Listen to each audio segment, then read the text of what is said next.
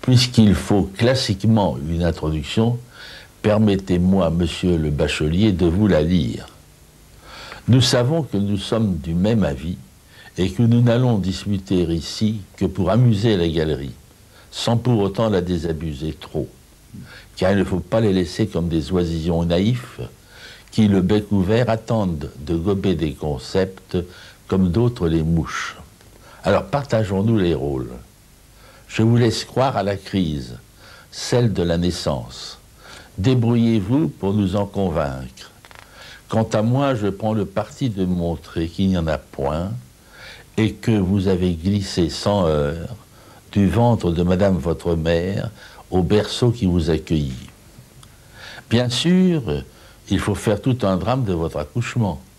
Et vous avez crié comme une orfraie pour signaler autour et alentour que désormais le monde devait compter avec vous et que vous ajoutiez une unité au chiffre de l'humanité. Vous êtes devenu la postérité. Alors, assez de philosophie.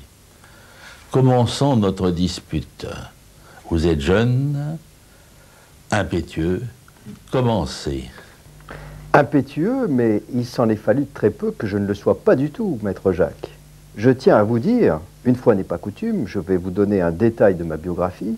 Je suis né avec une double circulaire du cordon. C'est d'ailleurs la raison, je vous le confie, pour laquelle je ne mets jamais de cravate.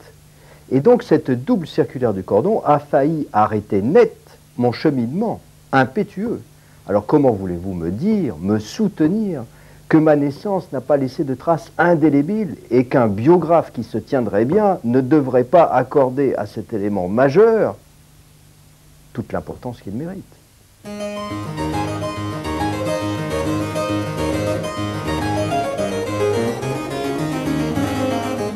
Alors, en somme, vous faites un double surenchérissement sur Autoranque. Écoutez, maître Jacques, je me demande effectivement à certains égards si une psychanalyse rankienne n'aurait pas été une indication pertinente pour mon propre sort. Parce que, après tout, le traumatisme de la naissance, on peut quand même imaginer que j'en ai vu des vertes et des pas mûres avec cette double circulaire du cordon, et que j'ai même probablement vécu quelque chose proche du trépassement. Alors, quelles traces sont présentes chez le nourrisson que j'étais? Est-ce qu'effectivement, il n'y a pas là des arguments en faveur de la théorie de Rank, qui a proposé d'abréagir les blessures primitives et de laisser tomber le fatras du complexe d'Oedipe au profit quand même de quelque chose qui permettait de raccourcir, selon lui, singulièrement la cure. Qu'est-ce que vous en dites, maître Jacques, de ça? Je peux vous rassurer, là, pendant que vous êtes étendu sur votre divan résolument freudien, en vous lisant quelques lignes de Freud. La vie intra-utérine et la première enfance sont beaucoup plus comprises dans une connexion de continuité, c'est ma thèse, que ne le ferait croire la césure impressionnante de l'acte de naissance, c'est la vôtre.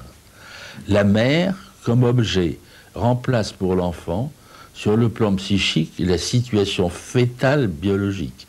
Je vous promets que j'en parlerai tout à l'heure.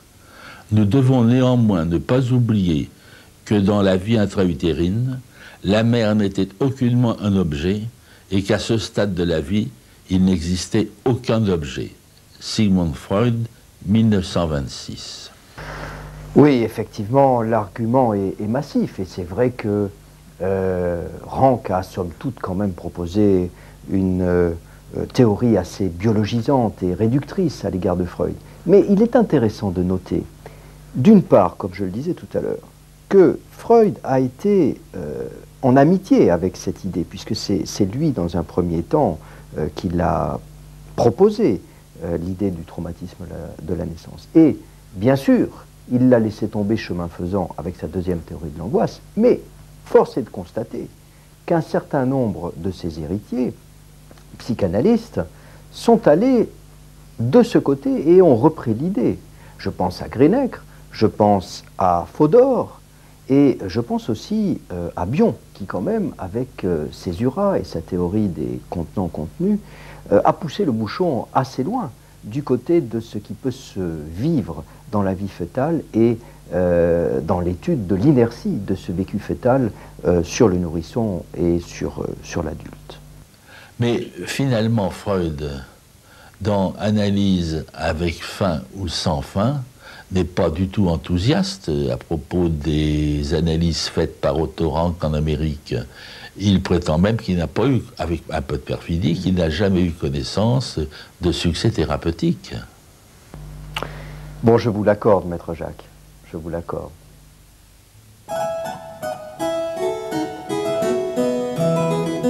Vous qui êtes si savant, finalement, qu'est-ce que veut dire le mot crise?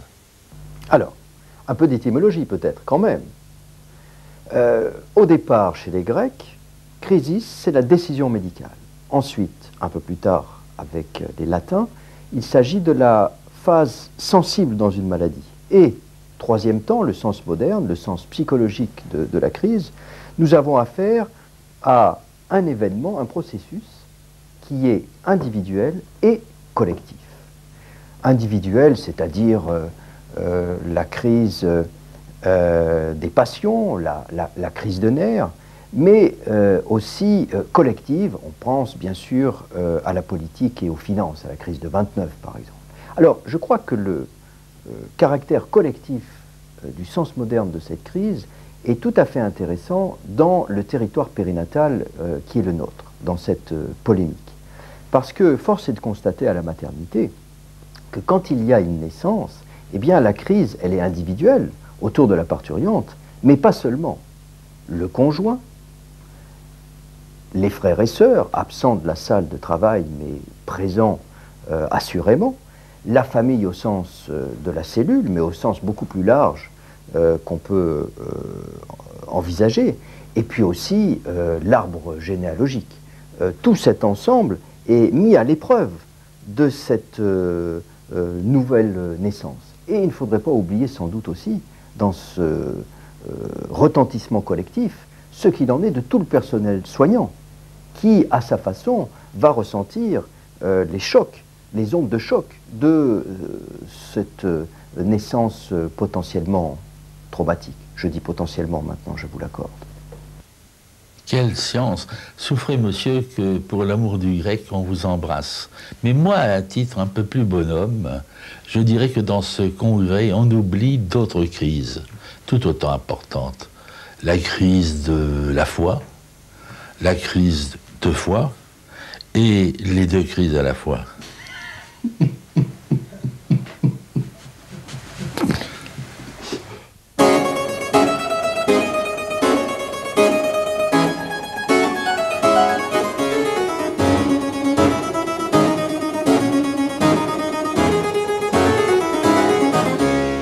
Monsieur le bachelier si savant, je vois qu'il faut vous expliquer toutes les choses de la nature et vous stimuler l'appareil de la cognition par des mots simples et sucrés. En effet, les psychanalystes, nos collègues, parlent toujours de la mère avec un M majuscule. Ils ont toujours pensé que son fœtus lui était réuni par un canal direct dans lequel Madame transfusait tous les principes de vie. Un cœur pour deux et une vie idéale dans le même cœur. Sans avoir à faire un effort, cette nourrice avant l'heure vous distillerait goutte à goutte un biberon ombilical. Vous imaginez évidemment alors le déchirement affectif au moment de la rupture après 9 lunes de miel. Oui, mais on avait laissé de côté tout le placenta et son train, l'amnios, etc., qui séparent nos deux gladiateurs. Et toujours dans l'ombre, le commandeur, terrifiant, père, transhumé dans ses gènes, César dans sa loge du Colisée, le pouce vers le bas, j'ai dit le pouce, hein, et sa sentence impossible, malheur au vaincu, ve victis. Mais vous me trouvez donc si savant, maître Jacques. Voulez-vous donc que je remette mon chapeau? Est-ce que vous accepteriez, oui ou non, sans remettre votre toque, de me parler de vos fameuses interactions biologiques de derrière les fourneaux? Derrière mes fourneaux, comme vous dites, j'ai caché plusieurs in-quarto où j'ai parlé de l'interaction biologique. En effet, s'il a été souvent question depuis plusieurs années de l'interaction affective, de l'interaction éthologique, de l'interaction fantasmatique, on a laissé de côté l'interaction biologique. En effet, on ne peut pas se passer de comprendre ce qui existe dans la biologie. Vous rappelez la phrase de Freud faisant état du roc biologique. Et s'il y a une interaction biologique, c'est pendant la grossesse. Mais elle n'est pas aussi simpliste qu'on l'a pensé pendant longtemps. C'est-à-dire qu'elle ne se joue pas à deux dans une dyade, mère-fœtus, avec des échanges qui peuvent être dramatiques, dangereux, mortels pour l'un ou pour l'autre. Et je pourrais vous citer de très nombreux exemples, et la biologie fœtale maintenant en décrit de plus en plus. Par exemple, les maladies auto-immunes qui vont se déclarer bien plus tard et après la naissance dans une continuité. Il faut aussi tenir compte désormais du placenta qui est étudié à tel point qu'il y a une science que vous pourriez étudier, monsieur le bachelier, la phétologie du placenta et de la placentologie. Ici, on peut considérer le placenta comme un médiateur. Il tempère, il fait obstruction, il accélère, il fait une sorte de rôle capital pour la survie du fœtus, qui sans lui meurt. Alors on peut penser que c'est sa vraie mère au fœtus, et non pas son ennemi, ou bien alors qu'il joue, comme le père le reprendra plus tard, un rôle qui sépare la mère du fœtus et lui permet ainsi de développer son sens de la vie. Alors tout ça c'est très bien, maître Jacques, mais j'aimerais quand même savoir un petit peu qu'est-ce qu'il se passe avec ce que dit notre grand précepteur, Boris Cyrulnik, au moment de ce grand déménagement écologique. C'est-à-dire que notre petit fœtus, poisson aquatique, va se retrouver en milieu aérien. Alors, qu'est-ce qu'il se passe là? Et j'ai cru comprendre que vous racontiez un certain nombre de choses concernant la cavité primitive qui m'avait bien intéressé. Et j'aimerais vous entendre aussi là-dessus. Alors cette expression, monsieur le bachelier, je vous la reprends, elle m'appartient. Ou plus exactement, je l'ai repris de Spitz. En effet, qu'est-ce qui constitue la crise de la naissance? Puisque finalement, il faut bien y revenir. La crise de la naissance, ce n'est pas comme on l'a décrit, le fait que le fœtus manquerait d'air tout d'un coup et qu'il essaie d'aspirer comme une petite grenouille qui, sortant de la mer, essaie sur le sable de s'adapter à la vie terrestre. En fait, Spitz avait dit que ce qui caractérisait le traumatisme de la naissance, c'est l'assèchement de la cavité primitive que constitue le pharynx chez le fœtus. Je vous en montre quelques images. À l'échographie, comme vous l'avez vu, on voit que circule le liquide amniotique dans tous les sens, par le nez, par la bouche, aspiré, rejeté, et qu'il y a un tourbillon dans le pharynx qui, bien entendu, constitue, comme l'avait deviné Spitz, le premier lieu où il y a une maturation, à la fois de la motricité et aussi de la sensorialité. Alors, s'il reprend le mythe de la caverne de Platon, tout se projette sur ce pharynx qui devient donc la cavité primitive. À la naissance, le fœtus se trouve non plus en écologie aquatique, mais en écologie aérienne.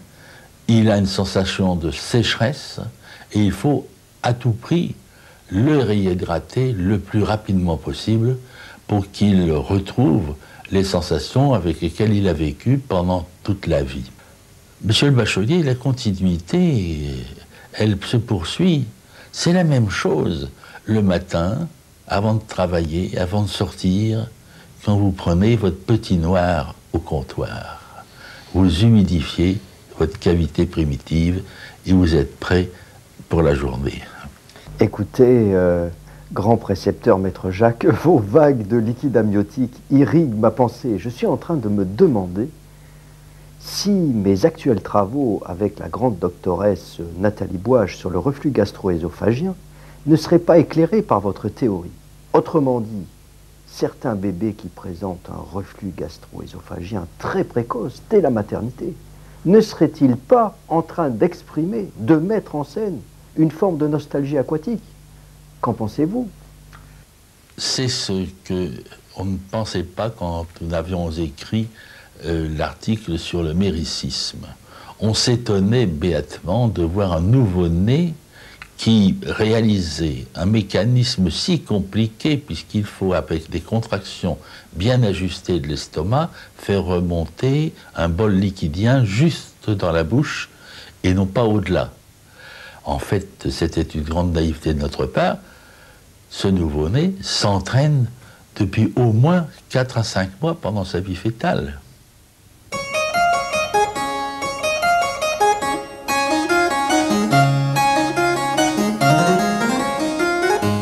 Vous savez d'expérience, monsieur le bachelier, que mettre l'orthographe exacte des mots est un art difficile. Par exemple, jallette, pour le nouveau-né qui cherche sa respiration, écologie aérienne, Allette s'écrit avec un H aspiré, bien évidemment. Jallette, pour une mère qui nourrit au sein, n'en prend point, mais a 2 L. Vous voyez que l'orthographe change selon qu'on est dans l'air ou dans le liquide, et le H fait toute la différence, et il y a crise ou il n'y a pas crise.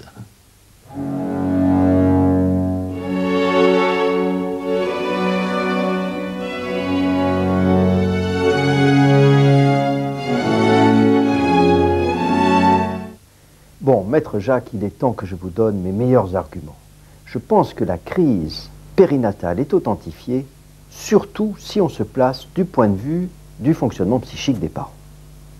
Bibring, Benedek, Racamier, plus récemment Monique Bidlowski avec sa transparence psychique, ont tous souligné qu'il y avait pendant cette période prénatale et périnatale un fonctionnement psychique particulier. Et plus ou moins, ils se sont tous inspirés de ce que Erickson a pu dire de la crise adolescente. Il y aurait là un certain nombre de résurgences archaïques, névrotiques, qui viennent, pour le meilleur et pour le pire, alimenter le cheminement de la jeune femme devenant mère et aussi du jeune homme devenant père. Donc c'est le tohu-bohu, et l'acmé en est sans doute la naissance. En postpartum, on a aussi beaucoup de tourmentes potentielles. Le postpartum blues, les menaces de dépression postnatale. Alors, convenez-en, il y a quand même là un certain nombre d'éléments qui vont bien en faveur de la reconnaissance d'une crise périnatale. Vous allez en convenir? Vous avez apporté à la rescousse d'abord les Grecs, puis ensuite un Russe, puis maintenant les Américains. Je cède, et je reconnais volontiers que vous avez raison.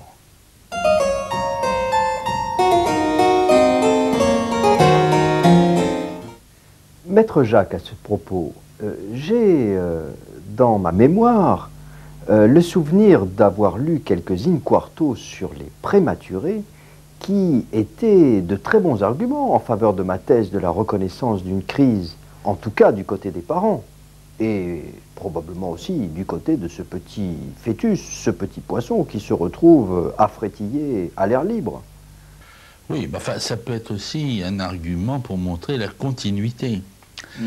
L'audition du fœtus dont on a beaucoup parlé, le goût, les sensations, les érections, sémictions, l'exercice du nez, de la bouche avec le liquide, Tout cela montre qu'il n'y a pas de crise et que cela s'est développé dans une vie tout à fait tranquille.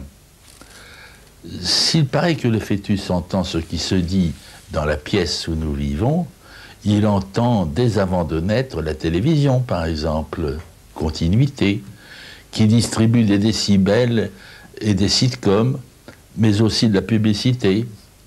Touche pas à mon spot. Un prématuré, savant, me disait, grâce à son interphone, car il était dans un incubateur, voici le spot publicitaire dont je me souviens avoir entendu alors que j'avais 7 mois. Votre mère va passer 15 jours de vacances en stage de ski nautique. Son amant, qui n'est pas votre père, promet des nuits frénétiques qui rendront vraiment paradoxal votre sommeil. Exigez tout de suite votre césarienne et passez ce mois tranquillement dans l'incubateur. Vous aurez votre supplément au voyage de coq, oxygène et chauffage gratuit. Il n'y aura aucune crise et vous verrez ensuite, avec le plus grand plaisir, le visage bronzé de Madame votre mère. Maître Jacques, grâce à vous, nous passons du nourrisson savant au fœtus savant.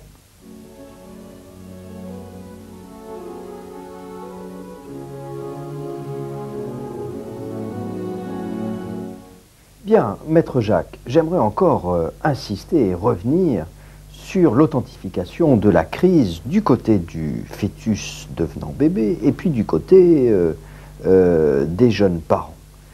Il me semble quand même que notre débat serait trop superficiel si nous restions face à la crise comme si c'était quelque chose qui finissait toujours bien.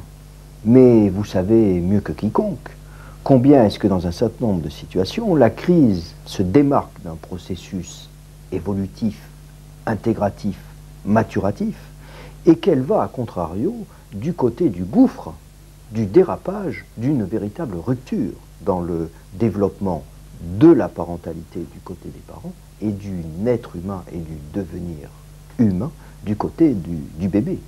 Alors, j'ai beaucoup appris sur ce terrain avec vous, et peut-être est-ce qu'il serait bien que vous nous disiez un petit peu comment est-ce que vous avez proposé un certain nombre de recettes pour accueillir ces crises qui tournent vinaigre. Votre remarque montre qu'il faut que nous nous préoccupions de tout ce qui est avant la naissance, si on veut faire face aux problèmes que pose la crise de la naissance. Et en effet, il y a maintenant toute cette science qui constitue l'étude du fœtus, de la femme enceinte, du père du bébé, qui fait que on doit se pencher sur ce qu'ils vivent, à la fois, on vient de le voir biologiquement, mais évidemment sur le plan affectif et sur le plan psychique. Par exemple, on peut remonter loin, on peut remonter à l'enfant imaginaire, de les premières années de la vie, à l'enfant au moment de chez l'adolescent, et bien entendu ensuite de l'enfant dans la tête de l'adulte, avant que la femme ne soit enceinte et que le père n'ait à se considérer comme un père. C'est ici évidemment la place, mais il faudrait du temps, de parler de tout ce qu'apporte l'échographie comme étude préventive des crises ou révélatrice des crises. Alors, je ne dirais pas non plus, et maintenant, mais vous vous rendez compte de la place qu'il faudrait pour parler de cette crise alors éminemment importante que constitue l'interruption médicale de grossesse. Pour le fœtus, c'est la fin, mais pour la mère et pour le père, c'est certainement le commencement d'une épopée dans le deuil. Alors c'est vrai que je suis très ouvert à votre proposition, parce que pour ma part, bachelier, je crois bien volontiers néanmoins que le processus de parentalité ne se résume absolument pas à la seule période périnatale, et que pour bien comprendre ce que pourrait être une stratégie préventive des accidents des ruptures autour de la naissance, probablement qu'il faut disposer d'une conception de la parentalité qui traverse toute la vie, toutes les étapes de l'individu, depuis qu'il est donc fœtus, si je vous entends bien, jusqu'à ce qu'il devienne parent. Et puis plus encore, il nous faudrait avoir une longue vue et ne pas perdre la succession des générations pour véritablement accueillir toute la complexité de la filiation et de la parentalité. Ah oui, plus je vais, plus je pense que l'homme, ou avec un grand H, qui regarde l'écran d'échographie avec le fœtus, est comme autrefois le singe qui se regarde dans un miroir.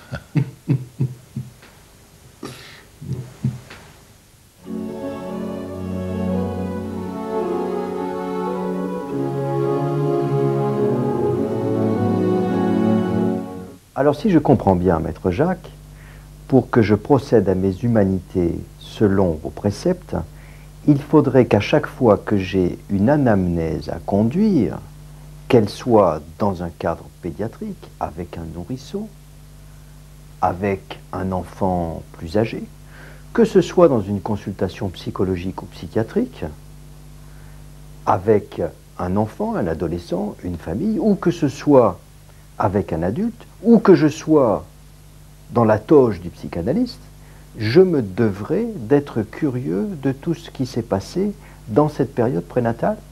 Mais certainement. Il y a quelques années, on ne retrouvait pas dans les observations de détails concernant les premiers mois de la vie d'un nourrisson. A mangé, oui. A dormi, oui. Point, c'est tout. Ou bien trouble du sommeil, point, c'est tout. Maintenant, il faut faire une anamnèse très sérieuse de ces premiers mois de la vie. Eh bien, je pense qu'il en est de même pour la vie fœtale. Bientôt, l'étude de ce qui s'y passe, et non seulement ce qui peut atteindre le fœtus, mais comme je l'espère l'avoir montré, ce qui peut aussi atteindre le placenta, dont nous avons vu le rôle, est essentiel pour comprendre les crises ultérieures.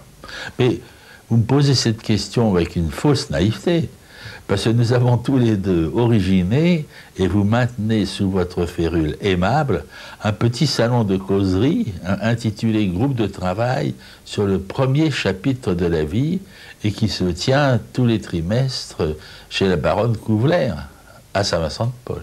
En effet, dans le cadre de la WAIM, l'Association mondiale de la psychiatrie du nourrisson, dont les enluminures ne se vendent pas encore tellement facilement. Donc si je vous entends bien, Maître Jacques, point d'anamnèse et point de bonne biographie sans un premier chapitre qui porterait... Le titre, la vie fœtale, non?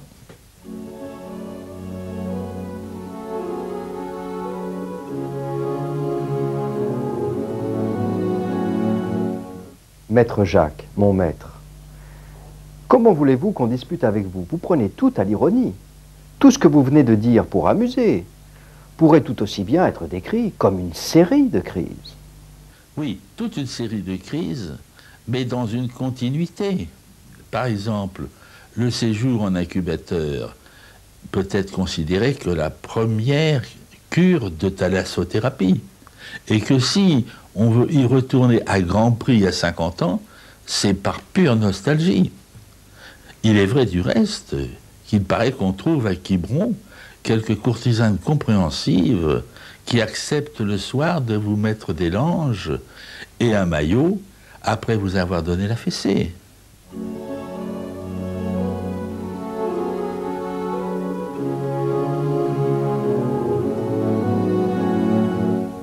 Maître Jacques, pour en revenir à notre question de départ, naître et faire naître, crise ou épisode, où en êtes-vous rendu? Bien, nous avons soutenu la thèse et l'antithèse, et je pense qu'il revient à vous de faire la synthèse. Alors, je peux dire dès maintenant, puisque tout s'est passé correctement dans notre dispute, que on voit que le plaisir des disputes, c'est de faire la paix. Alors peut-être que pour m'essayer à votre exercice, je dirais, la crise périnatale est assurément ponctuée d'épisodes de crise. Ce processus peut se révéler être maturatif et positif dans le processus de parentalité et dans le processus de naître humain, et qui peut se révéler dans les cas négatifs synonyme de rupture et de psychopathologie grave que nous nous devons d'accueillir le plus précocement possible, sans tomber dans le panneau de croire que tout démarre à la naissance. Il y a bon nombre de choses à entrevoir et à accueillir comme vulnérabilité bien avant cette césure de la naissance. Oui, alors c'est-à-dire que le fœtus, aussi bien né soit-il, et pourvu d'attention de tous ceux qui l'entourent, n'est pas pour cela exempté de toutes les crises qui l'attendent, et c'est toute la psychopathologie.